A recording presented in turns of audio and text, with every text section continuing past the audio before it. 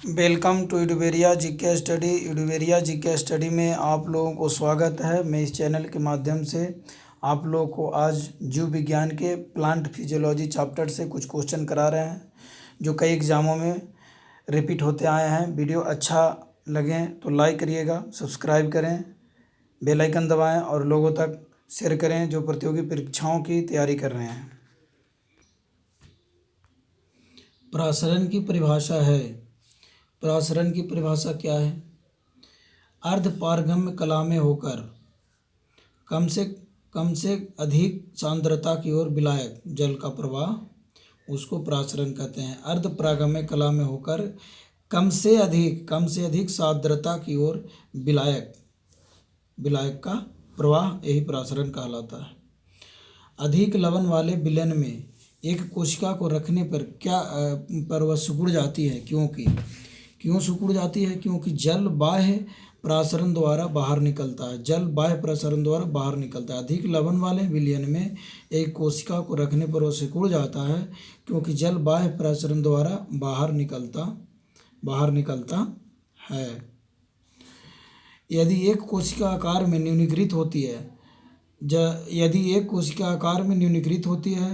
जब एक विलयन में सब रख दी जाती है तो ऐसा विलयन होता है। आइसोटोनिक विलयन हो जाता है। क्या विलयन हो जाता है? आइसोटोनिक विलयन। यदि एक कोशिका आकार में न्यूनीकृत होती है, जब वह एक विलयन में सब रख दी जाती है तो ऐसा विलयन होता है आइसोटोनिक। एक कोशिका आयतन में बढ़ती है और जब यह रखी जाती है एक अल्प प्रासरी विलयन में, एक कोशिका आयतन में बढ़ती है जब यह रखी जाती है एक अल्प प्रासरी विलयन में।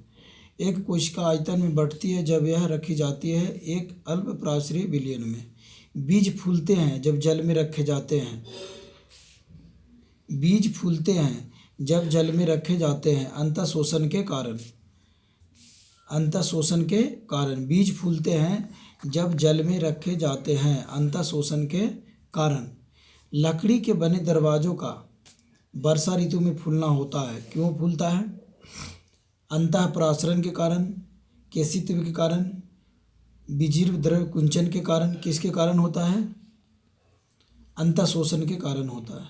लकड़ी के बने दरवाज़ों का वर्षा ऋतु में फूलना होता है, अंतःशोषण के कारण होता है। लकड़ी के बने दरवाज़ों का वर्षा ऋतु में फूलना होता है अंतःशोषण के कारण। उर्वरकों का अतिरिक्त मात्रा में प्रयोग पौधों की मृत्यु का कारण बनता है। बाह्य प्रसारण के कारण बनता है। उर्वरकों का अतिरिक्त मात्रा में प्रयोग पौधों को बाह्य प्रसारण की मृत्यु का कारण बनता है। जो बाहरी प्रसारण है उसकी मृत्यु का कारण वही बनता है। उर्वरकों का अतिरिक्त मात्रा में प्रयोग। पौधों में जल का परिवहन होता है जाइलम द्वारा।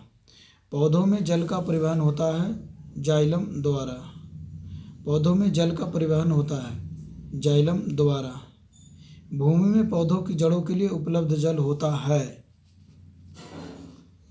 केशिका जल। भूमि में पौधों की जड़ों के लिए उपलब्ध जल होता है केशिका जल। पौधों की वृद्धि के लिए कितने आवश्यक तत्वों की जरूरत होती है? पौधों की वृद्धि के लिए कितने आवश्यक तत्वों की जरूरत होती है? 16। पौधों की वृद्धि के लिए कितने आवश्यक तत्वों की जरूरत होती है? 16।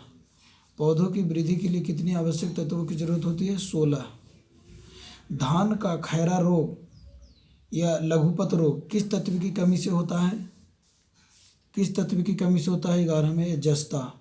धान का खैरा रोग या लघुपत रोग किस तत्व की कमी से होता है? जस्ता रोग। धान का खैरा रोग या लघुपत रोग किस तत्व की कमी से होता है? जस्ता रोग से होता है। फूल गोभी का बीटल रोग किस तत्व की कमी से होता है? फूल गोभी का बीटल रोग विप्टेल रोग किस कारण होता है? एमो के कारण। एमो के कारण होता है। फूल गोभी का बीटल रोग किस तत्व की कमी के कारण होता है? एमो के कारण होता है।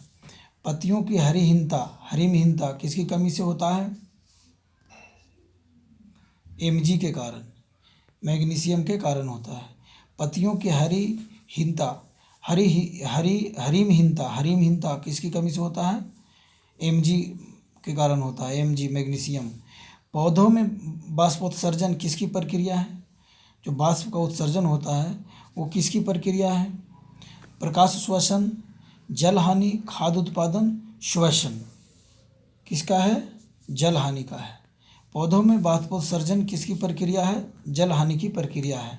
जल हानि की प्रक्रिया है। पौधों में बाष्पोत्सर्जन किसकी प्रक्रिया है? जल हानि का। जल बिंदुओं के रूप में जल की हानि क्या कहलाती है? जल बिंदुओं के रूप में जल की हानि क्या कहलाती है? बिंदु स्त्राव कहलाती है। जल बिंदुओं के रूप में जल की हानि क्या कहलाती है? बिंदु स्त्राव कहलाती है। बाष्पोत्सर्जन में होता है, पत्तियों से पानी बाष्प के रूप में निकलता है। बाष्पोत्सर्जन में होता है, पत्तियों से कार्बन डाइऑक्साइड बाहर निकलता है? नहीं। पत्तियों से पानी बाष्प के रूप में निकलता है? जी हाँ, पत्तियों से पानी बाष्प के रूप में निकलता है। पत्तियों से पानी बूंद बूंद के रूप में निकलता है? नहीं। पत्तियों में ऑक्सीजन निकलती है? नहीं।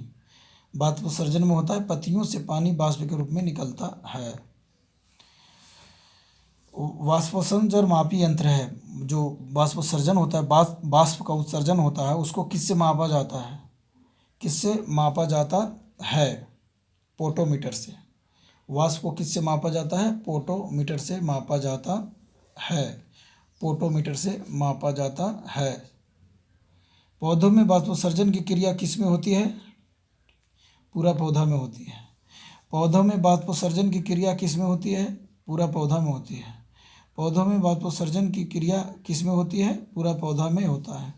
वह दशा जिसमें बाष्पोत्सर्जन अधिक तेजी से होती है। निम्न नमी व ऊंचा तापमान। वह दशा जिसमें बाष्पोत्सर्जन अधिक तेजी से होती है। निम्न नमी व ऊंचा तापमान। पत्तियों के दो मुख्य कार्य होते हैं, प्रकाश संश्लेषण व बाष्पोत्सर्जन। पत्तियों के दो मुख्य कार्य होते हैं, प्रकाश संश्लेषण व बाष्पोत्सर्जन। पत्तियों के दो मुख्य कार्य होते हैं, प्रकाश संश्लेषण व बाष्पोत्सर्जन।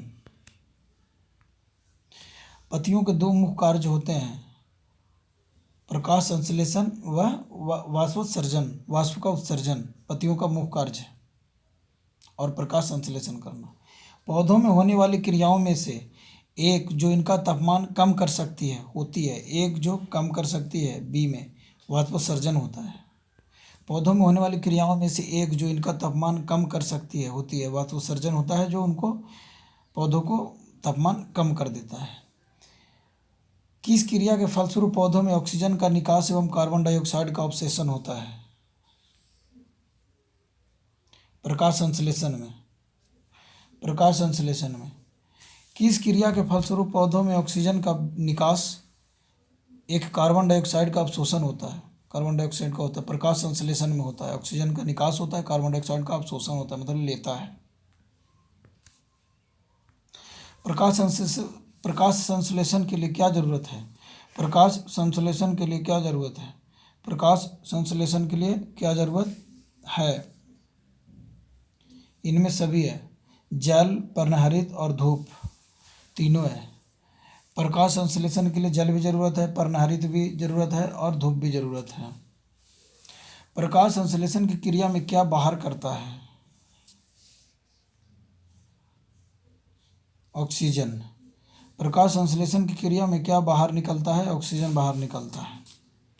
प्रकाश संश्लेषण की क्रिया में हाइड्रोजन बाहर निकलता नहीं, कार्बन डाइऑक्साइड बाहर निकलता नहीं, क्लोरीन निकलता नहीं, ऑक्सीजन निकलता है। निम्नलिखित में से कौन सा कथन असत्य है? निम्नलिखित में से कौन सा कथन असत्य है? प्रकाश संश्लेषण में O2 का उपयोग होता है। निम्नलिखित में से कौन सा कथन असत्य है? प्रकाश संश्लेषण में O2 का उपयोग होता है। निम्नलिखित में से कौन सा कथन असत्य है? प्रकाश संश्लेषण में O2 का उपयोग होता है। प्रकाश संश्लेषण की दर सबसे अधिक होती है।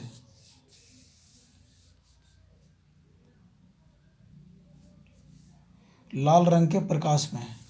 प्रकाश संश्लेषण की दर सबसे अधिक होती है लाल रंग के प्रकाश में। प्रकाश संश्लेषण की दर सबसे अधिक होती है लाल रंग के प्रकाश में।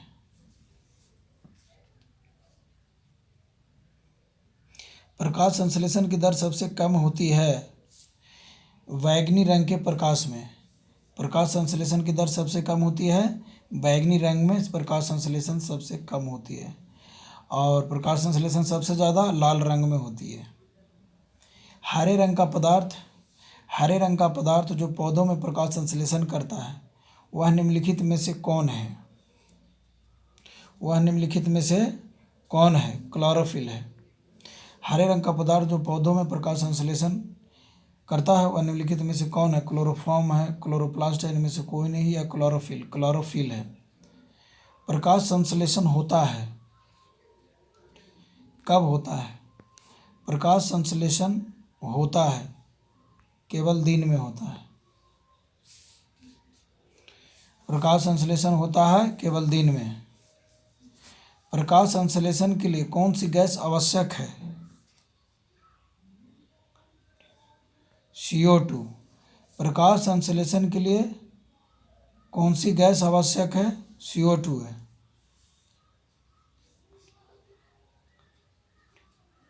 CO2। प्रकाश संश्लेषण के लिए कौन सी गैस आवश्यक है?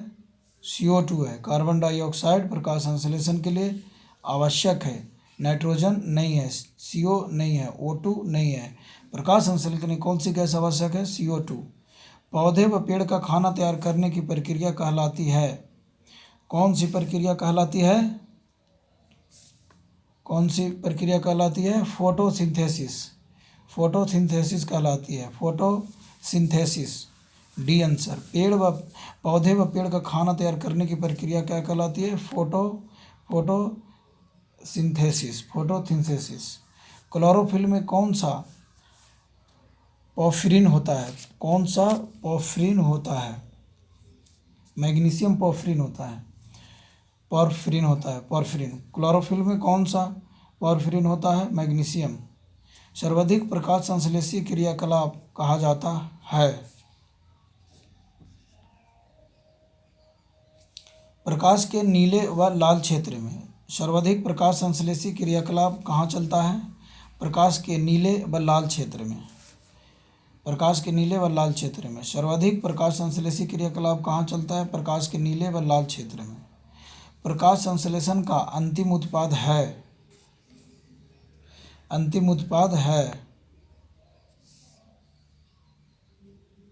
कार्बोहाइड्रेट। प्रकाश संश्लेषण का अंतिम उत्पाद है कार्बोहाइड्रेट।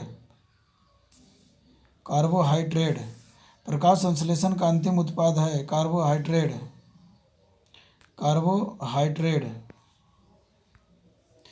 निम्नांकित ऊर्जा रूपांतरणों में से किसके द्वारा प्रकाश संश्लेषण की क्रिया संपादित होती है?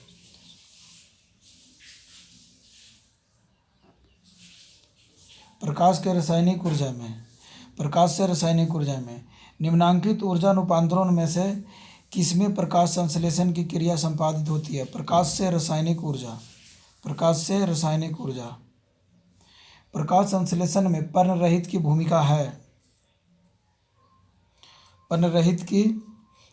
है। प्रकाश का अवशोषण। प्रकाश संश्लेषण में पर्णरहित की भूमिका है। प्रकाश का अवशोषण करना। प्रकाश संश्लेषण में पौधे कौन सी गैस का अवशोषण करते हैं? Carbon dioxide.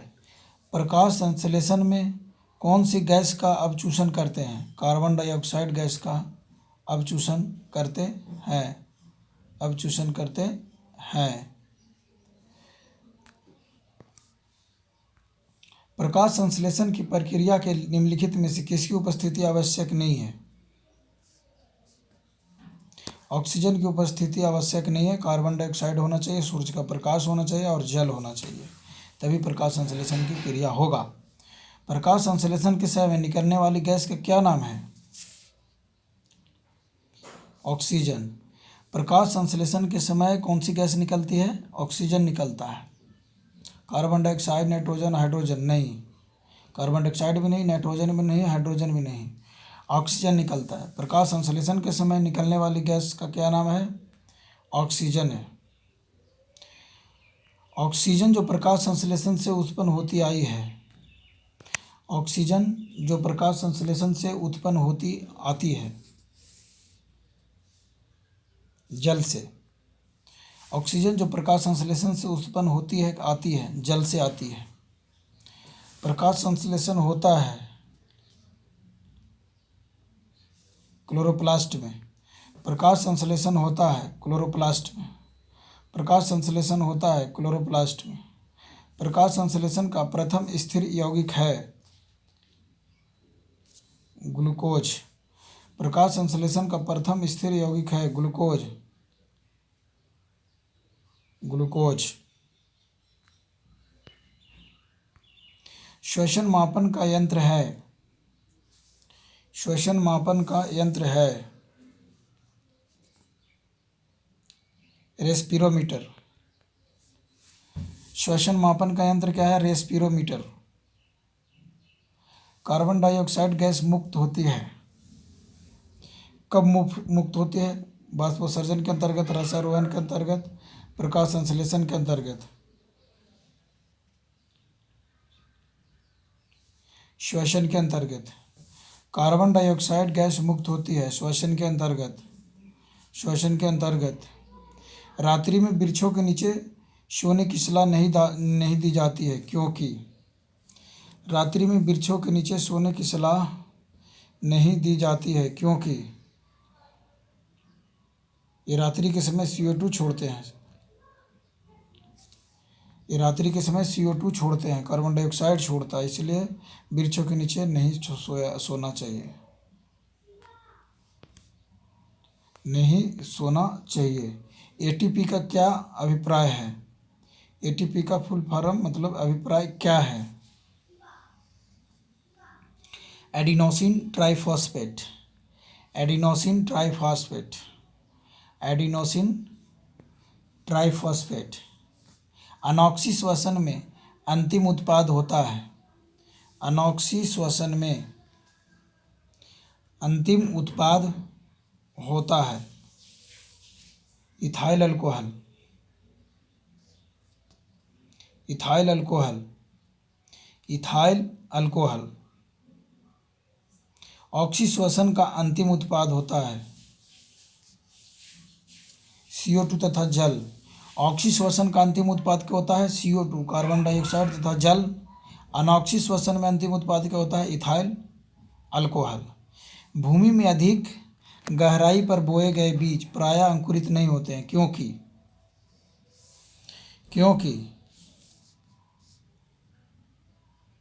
इनमें वायु नहीं मिलती है। क्योंकि इनमें वायु नहीं मिलती है। भूमि में अधिक गहराई पर बोए गए बीज प्रायः अंकुरित नहीं होते हैं, क्योंकि इनमें वायु नहीं मिलती है। इनमें वायु नहीं मिलती है। कोशिका के भीतर श्वसन का केंद्र होता है माइटोकॉन्ड्रिया। कोशिका के भीतर श्वसन का केंद्र होता है माइटोकॉन्ड्रिया।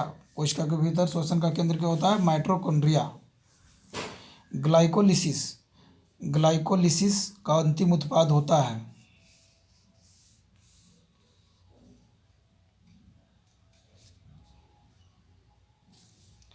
पायरुविक अम्ल। ग्लाइकोलिसिस का अंतिम उत्पाद होता है पायरुविक अम्ल। ग्लाइकोलिसिस का अंतिम उत्पाद होता है पायरुविक अम्ल। निम्न में से कौन सा पादप हार्मोन है?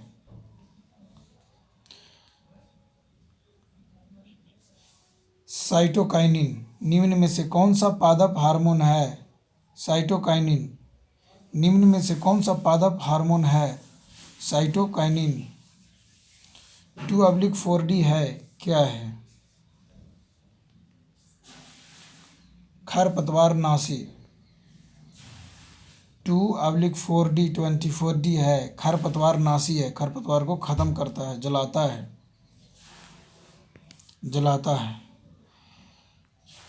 इंडोल एसिटिक अम्ल क्या है? इंडोल एसिटिक अम्ल क्या है?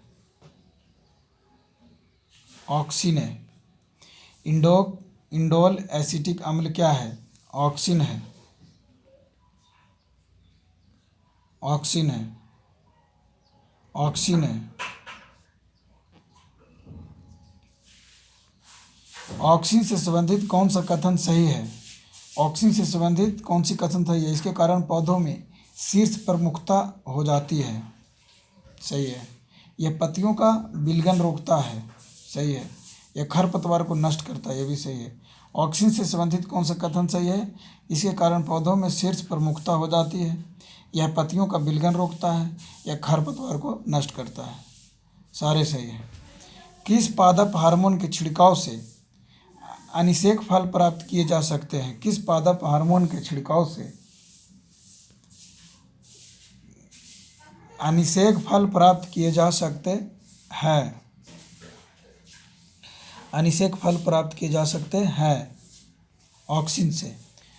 किस पादप हार्मोन के छिड़काव से? ऑक्सिन हार्मोन के छिड़काव से अनिषेक फल प्राप्त किए जा सकते हैं। अनिषेक फल प्राप्त किए जा सकते हैं। अनिषेक फल प्राप्त किए जा सकते हैं ऑक्सिन से। निम्नलिखित में से कौन सा हार्मोन पादप कोशिकाओं को इस प्रकार बढ़ने के लिए प्रेरित करता है जिसमें पादप प्रकाश की ओर मुड़ा हुआ प्रतीत होता है? मुड़ा हुआ प्रतीत होता है ऑक्सिन। निम्नलिखित में से कौन सा हार्मोन पादप कोशिकाओं को इस प्रकार बढ़ने के लिए प्रेरित करता है जिससे पादप प्रकाश की ओर मुड़ा हुआ प्रतीत होता है? ऑक्सिन। कोशिका विभाजन में मदद करने वाला पादप हार्मोन है।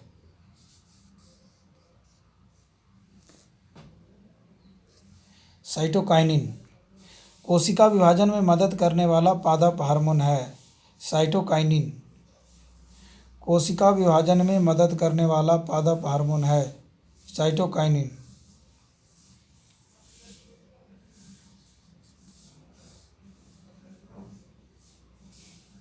निम्नलिखित में से कौन सा पादप हार्मोन बीजों को सुषुप्तावस्था में रखता है तथा पत्तियों के विलयन में मुख्य भूमिका निभाता है? Abscisic acid. Abscisic acid. Abscisic acid. Abscisic acid. निम्नलिखित में से कौन सा प्राकृतिक फल पकाने वाला हार्मोन है? Kinetin, gibberellin, auxin, ethylene. प्राकृतिक फल पकाने वाला हार्मोन है एथिलीन। एथिलीन है। निम्नलिखित में से कौन सा एक प्राकृतिक फल पकाने वाला हार्मोन है? एथिलीन। प्रकाशानुवर्ती संचलन किसके द्वारा नियंत्रित किया जाता है? किसके द्वारा नियंत्रित किया जाता है? किसके द्वारा नियंत्रित किया जाता है? ऑक्सिन के द्वारा। प्रकाशानुवर्ती संचलन किसके द्वारा नियंत्रित किया जाता है? ऑक्सिन के द्वारा। पादप वृद्धि हार्मोन जिब्रेलिन किससे निकाले जाते हैं? पादप वृद्धि हार्मोन जिब्रेलिन किससे निकाले जाते हैं? किससे निकाले जाते हैं? कवक से। कवक से। पादप वृद्धि हार्मोन जिब्रेलिन किससे निकाले जाते हैं? कवक से निकाले जाते हैं। निम्न में से कौन सा एक खरपतवार मारक है? कौन सा खरपतवार मारक है? 2/4-D। 2/4-D खरपतवार मारक है। पादप वृद्धि अनुमापन के साथ किस भारतीय वैज्ञानिक का नाम जुड़ा हुआ है? जेसी बोस का। पादप वृद्धि अनुमापन माप जो करता है पादप कितना बढ़ा कितना घटा, कितना बड़ा बढ़ता ही है घटता तो नहीं है, जेसी बोस का जुड़ा हुआ है। निम्न में से किस पेड़ को अपनी वृद्धि के लिए सर्वाधिक मात्रा में जल की आवश्यकता होती है? जल की आवश्यकता होती है यूकलिप्टस। यूकलिप्टस को। निम्नलिखित में से किस पेड़ को वृद्धि के लिए अधिक मात्रा में जल की आवश्यकता होती है? यूकलिप्टस का। आम का नहीं, बबूल का नहीं, अमरूद का नहीं, यूकलिप्टस का। ऑक्सेनोमीटर का प्रयोग होता है वृद्धि के मापने में। वृद्धि के मापने में ऑक्सेनोमीटर का प्रयोग होता है वृद्धि के मापने में। पौधों में वृद्धि होती है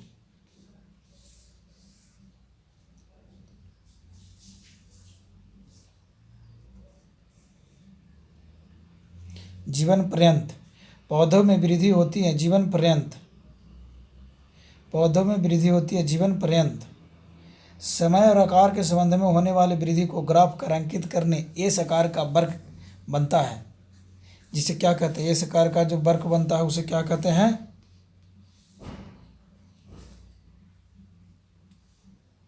सिग्माइड वक्र। सिग्माइड वक्र कहते हैं, सिग्माइड। समय और आकार के संदर्भ में होने वाली वृद्धि को ग्राफ पर अंकित करने एस के आकार का वक्र बनता है, जिसे कहते हैं सिग्माइड वक्र। सिग्माइड वक्र। पौधों की लंबाई में वृद्धि के लिए आवश्यक नहीं है। क्या आवश्यक नहीं है? सोडियम आवश्यक नहीं है, कैल्शियम आवश्यक है पौधे की वृद्धि के लिए, नाइट्रोजन भी आवश्यक है, फास्फोरस भी आवश्यक है।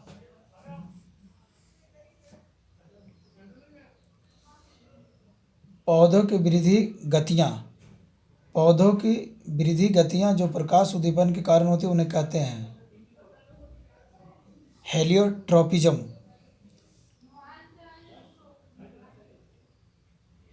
हेलियोट्रोपिज्म। पौधों की वृद्धि गतियाँ जो प्रकाश उद्दीपन के कारण होती है उन्हें कहते हैं हेलियोट्रोपिज्म। हेलियोट्रोपिज्म। बाह्य उद्दीपनों द्वारा प्रेरित पादप गति कहलाती है।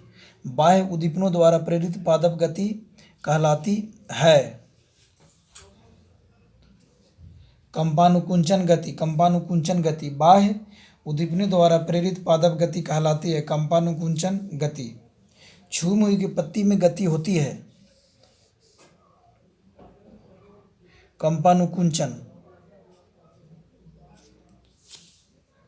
कंपानुकुंचन होती है। छुई मुई की पत्ती में गति होती है कंपानुकुंचन। छुई मुई की गति में छुई मुई की पत्ती में गति होती है कंपानुकुंचन। कंपानुकुंचन होती है। स्पर्श करने पर छुई मुई पौधे की पत्तियां मुरझा जाती है क्योंकि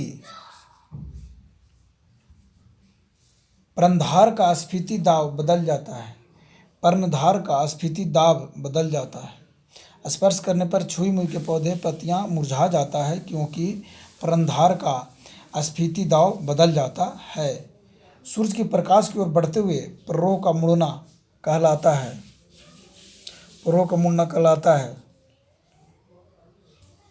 हेलियोट्रोपिज्म। सूरज के प्रकाश की ओर बढ़ते हुए प्ररोह का मुड़ना कहलाता है हेलियोट्रोपिज्म। किस आधार के चारों ओर मटर के परतान का लिपटना एक अच्छा उदाहरण है? स्पर्शानुवर्तन। स्पर्शानुवर्तन। किस आधार के चारों ओर मटर के परतान का लिपटना एक अच्छा उदाहरण है स्पर्शानुवर्तन का। और स्पर्शानुवर्तन का। जड़ें धनात्मक भूम्यनुवर्तन होती हैं। जड़ें धनात्मक भूम्यनुवर्तन होती है। अधिकांश। जड़ें धनात्मक भूम्यनुवर्तन होती है अधिकांश। मृदा द्वारा जल के अवशोषण से संबंधित सिद्धांत क्या है? मृदा द्वारा जल के अवशोषण से संबंधित सिद्धांत क्या है? कोशिका क्रिया है। कोशिका क्रिया। मृदा द्वारा जल के अवशोषण से संबंधित सिद्धांत क्या है? कोशिका क्रिया। केशिका क्रिया। जिस रूप में पौधे नाइट्रोजन प्राप्त करते हैं वह है नाइट्रेट हैं। जिस रूप में पौधे नाइट्रोजन प्राप्त करते हैं क्या है? वह नाइट्रेट हैं। जिस रूप में पौधे नाइट्रोजन प्राप्त करते हुए क्या है? नाइट्रेट हैं।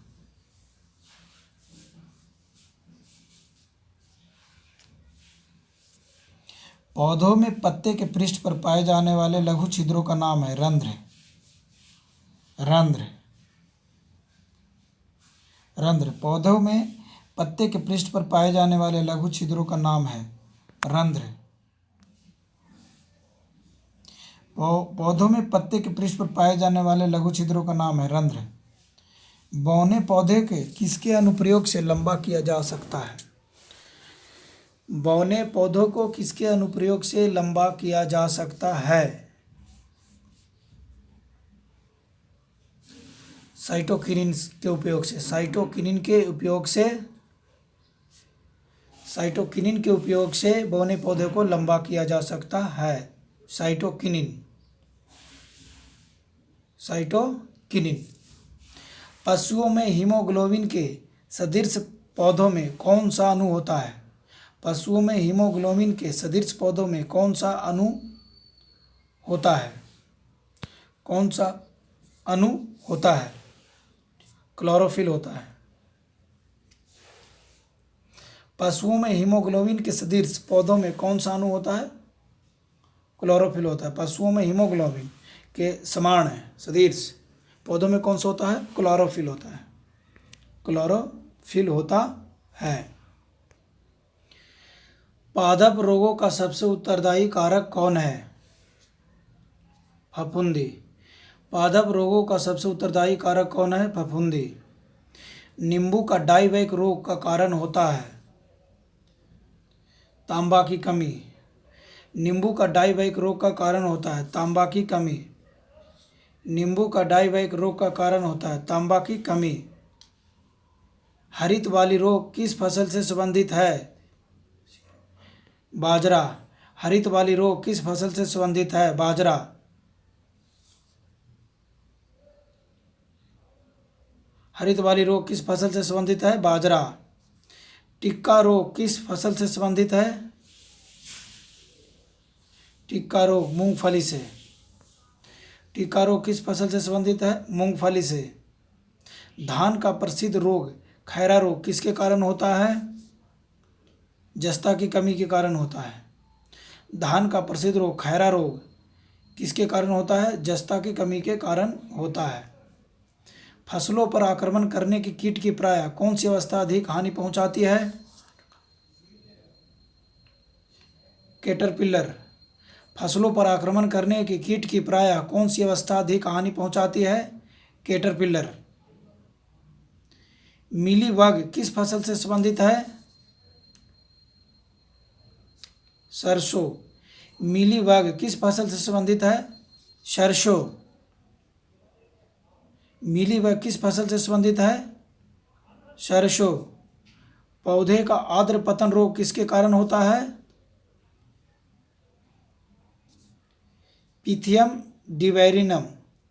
पौधे का आर्द्र पतन रोग किसके कारण होता है? पिथियम डिवेरिएनम। अग्निरज्जा रोग किससे संबंधित है? अंगूर से। अग्निरज्जा रोग किससे संबंधित है? एप्पल से, सेब से। अग्निरज्जा रोग किससे संबंधित है? सेब से। पौधे का आर्द्र पतन रोग किसके कारण होता है?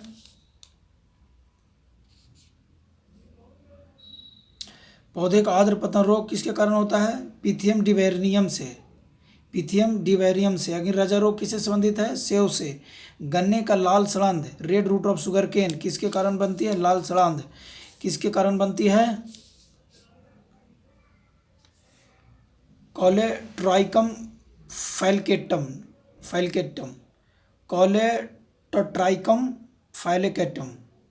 कोलेट्राइकम फैलकेटम के कारण। गन्ने का लाल सड़ांध किसके कारण बनते हैं? कोलेट्राइकम फैलकेटम के कारण बनती है। मूंगफली में होने वाले टीका रोग किसके लिए उत्तरदायी कवक है? सर्कोस्पोरा पर्सोनेटा के कारण। मूंगफली में होने वाले टीका रोग के लिए उत्तरदायी कवक है सर्कोस्पोरा पर्सोनेटा। निम्नलिखित में से किस कवक के कारण बाजरे में ग्रीन ईयर रोग होता है? ग्रीन ईयर रोग होता है स्क्लेरोस्पोरा ग्रेमिकोला। निम्नलिखित में से किस कवक के कारण बाजरे में ग्रीन ईयर रोग होता है? स्क्लेरोस्पोरा ग्रेमिकोला। आलू में होने वाले उत्तर भावी अंगमारी रोग के लिए उत्तरदायी कवक हैं फाइटोपथेरा इन्फेटेंस आलू में होने वाले उत्तरभावी अंगमारी रोग के लिए उत्तरदायी कवक है। फाइटोपथेरा इन्फेटेंस आलू में होने वाले उत्तरभावी अंगमारी रोग के लिए क्या उत्तरदायी कारक है? फाइटोपथेरा इन्फेटेंस। सिट्रस कैंकर है। नींबू का एक रोग है। सिट्रस कैंकर है। नींबू का एक रोग है। सिट्रस कैंकर है। नींबू का एक रोग है। निम्नलिखित में से कौन सा कवक जन्य रोग पादप नहीं है?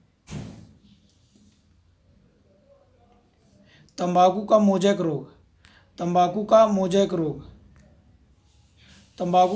रोग कवक जनित पादप रोग नहीं है। मूंगफली का टिक्का रोग कवक से होता है। बाजरा का ग्रीन ईयर रोग कवक से होता है। गन्ने का लाल सड़ा रोग कवक से होता है, लेकिन तंबाकू का मोज़ेक रोग कवक से नहीं होता है। रिंग रोग के नाम से जाना जाता है।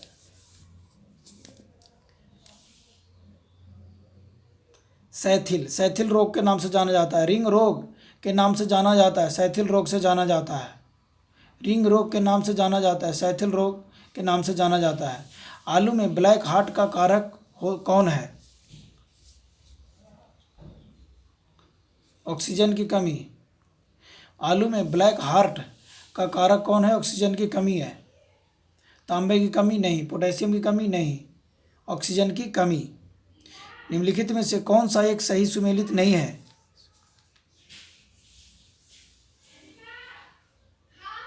धान हरित बाल सही सुमेलित नहीं है, बीमारी है। धान में हरित बाल बीमारी नहीं होते। मटर में पाउडरी मिल्ड्यू होता है। पाउडरी मिल्ड्यू होता है। बाजरा में अर्गट होता है। चना में उकठा बिल्ट रोग होता है। करनाल बंट एक बीमारी है। किसका है? गेहूं की बीमारी है करनाल बंट एक बीमारी है गेहूं की। करनाल बंट एक बीमारी है गेहूं की। गेहूं से संबंधित रस्ट रोग पर कार्य करने वाले वैज्ञानिक हैं केसी मेहता। गेहूं से संबंधित रस्ट रोग पर कार्य करने वाले वैज्ञानिक हैं केसी मेहता। गेहूं से संबंधित रस्ट रोग पर कार्य करने वाले वैज्ञानिक हैं केसी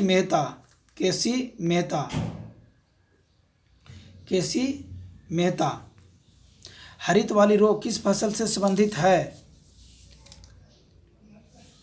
बाजरा से। हरित वाली रोग किससे संबंधित है? बाजरा से। टिक्का रोग किस फसल से संबंधित है? मूंगफली से। धान का प्रसिद्ध रोग खैरा रोग किसके कारण होता है? जस्ता के कमी के कारण। चाय में लाल रस्ट रोग किसके कारण होता है? हरे शैवाल के कारण होता है। चाय में लाल रस्ट रोग किसके कारण होता है? हरे शैवाल के कारण। नींबू का कैंकर रोग किसके कारण होता है? जीवाणु के कारण होता है। नींबू का कैंकर रोग किसके कारण होता है? जीवाणु के कारण होता है। Thank you. वीडियो अच्छा लगा होगा तो वीडियो को लाइक करिएगा, चैनल को सब्सक्राइब करिएगा और बेल आइकन दबाइएगा। उन भाइयों तक शेयर करें जो प्रतियोगी परीक्षाओं की तैयारी कर रहे हैं। धन्यवाद।